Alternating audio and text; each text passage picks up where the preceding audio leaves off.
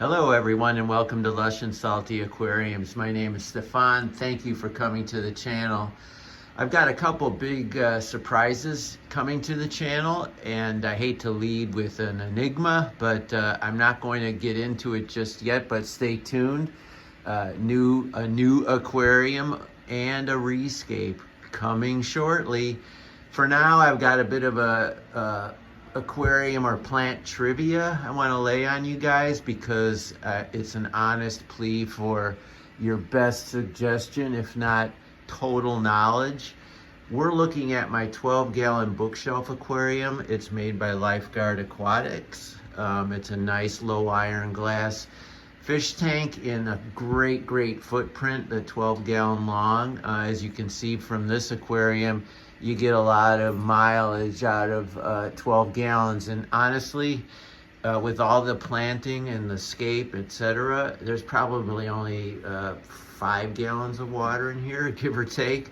But the trivia question is, this plant, this emerged plant that's just growing so beautifully with that red stem and the tight green leaves, right? No withery, strange leaves, very symmetrical in a Dr. Seuss sort of fashion. Looks like a shrub or something you might see around Christmas time, like those hollies that people put into still lifes or as part of their decoration. I have got a crap ton of it, and the question is, what do you think it is? Now, I know the big hint is it's definitely 100% a Rotala, but there's a lot of plants within the Rotala genus, and even the person who gave me these sprigs, and I'll talk about that in a second, wasn't certain what kind of Rotala it was. Tony at Ocean Design Aquariums on the near west side of Chicago was redoing a beautiful planted tank, and he had, like I have now, a crap ton of this plant, and he had it in a pile and was gonna chuck it, honestly. And I said, can I just grab a few sprigs? And it was emerged growth, dry, like you see here. And I literally put them in a baggie in my pocket, and a couple hours later, I took each sprig and I literally just sort of shoved it into the bushy, and those, believe it or not, folks, the bushy green lower, the undercarriage, is what happens to floating plants, in this case actually red root floaters, when they become emergent. And they did indeed become emergent and form that fabulous shrubbery over the hardscape in this tank.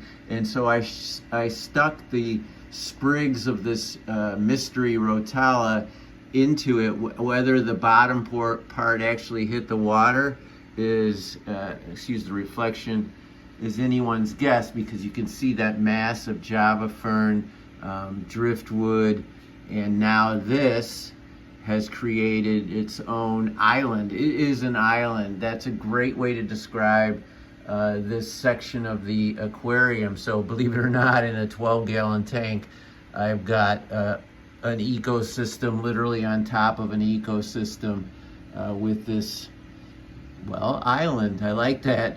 And you also can see, just for the record, this is some pothos that's come from the back, all the way in the back there, and navigated through. Woo! And I've literally clipped that down. It was coming out into my fish room, and that's new growth there. So what kind of Rotala do you think this is? It's probably not Rotala macandra or mexicana, although when I looked on Google at the emerged growth for those plants, it looked pretty damn close to what this looks like. But according to other informed sources, they indicate it's most likely not macandra, which tends to just be a bigger plant overall in terms of its leaf structure, even out of the water, although it looked just like that to me, and that was my first guess. So it's probably, and forgive me if I say this wrong, it's one of those tongue twisters, the real common form of Rotala, Rotala rotundophyllio, Rotala rotundophyllio. It is most likely one of those, but which one of those, right? And is it a Rotala indica? Is it a Rotala atra? Is it a Rotala orange juice? I'm thinking indica is a really good guess, but I'd like to ask what you guys think. And I'm gonna show you an experiment I did. If we navigate across my fish room, I'm gonna say hi to Elmo. Elmo, he's deaf, he's an old dog. And I'm gonna let sleeping dogs lie, but that's Elmo, and we move across. And down over here, I had an extra nanolite in a vase, and I took some of those same sprigs and I planted them in aqua soil in water that was not all the way up to the top, so that some of the emerged growth could breach the surface, if not stay on the surface. Because I didn't want to kill the plant I wanted to make the transition as easy as possible. And this is about 2 weeks into this aqua soil, and it still looks much the same, which is beautiful, but there's no way that's its submerged form.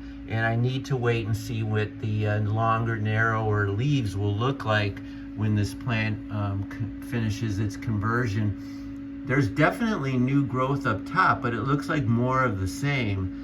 And since I know that that is not what the plant would look like if it was grown underwater, something is bound to give. But I am trying this fun experiment just to see what happens. By the way, that's just some bacopa, those couple errant green stems. And I beg your pardon for the noise in the background. It's a beautiful but brisk day here in Chicago, and this old pre-war apartment still uses radiator heat, and sometimes when they kick on, they knock like that. So I just gave you a glimpse of some of my other tanks here, but that was the knocking radiator. I don't want to get into, and you might have seen some of what's new in that pan through the fish room, but back at this tank, so here it is up there, and you know, looking at it underwater, it's more roots than anything else. So it's definitely a mystery, and I think it's Rotala rotunda filio. And again, I beg your pardon on the pronunciation. I'd love to hear from you. What do you think? And regardless of what it really is or isn't that cool the way it's done that? Look, I'm gonna get in closer here.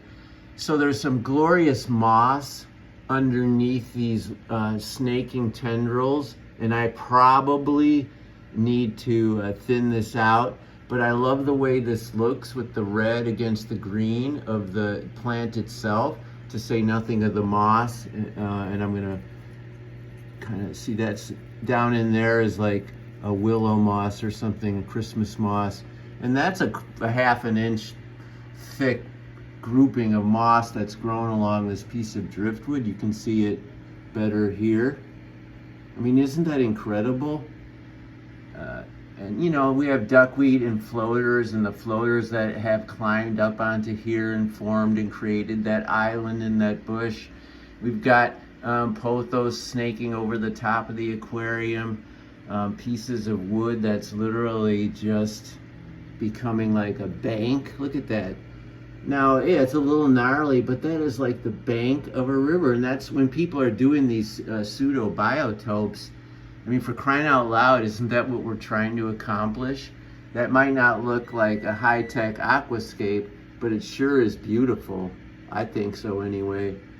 And then, of course, and there's another sound in the apartment. Oh God, thank God there's no FTC going after my production values here. I'm taking a pullback along this tank just to give you some perspective. You see the cryptocorn in there. You see some chili rasboras. You see a group of clown killifish. There's a couple, 3 right there. There's one baby in here, and I actually see him, so I'm gonna try to find his cute little butt. He's right up. Okay, come on, boy. Oh God, after all this efforting, you'd think I would be able to succeed. I'm looking at it with my naked eye. He's in there, he's in that tangle. Well, that was a fail, I beg your pardon. And it's funny, I found one baby killifish about a half a year ago. You'd think I'd find several. There's also a few dwarf pencilfish in here, some ottos, amanos, bunches of neocaridina that have mostly reverted to the wild type, like this one you see here out of focus. You could tell it was a cherry at one point. God, I beg your pardon for the camera. This is a pretty new generation iPhone. You would think better for it. Oh well, we're not here for the production values. I can't go there yet. I don't have the means. But I do have this mean question, which is, what kind of Rotala is that, and what do you think of it? And is it time for me to do some major snipping?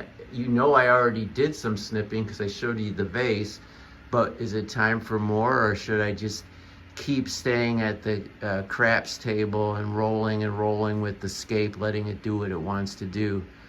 All right, everybody, as always, thank you for coming to the channel and supporting me in this wonderful hobby. Per usual, keep your hands in the tank, and ciao for now.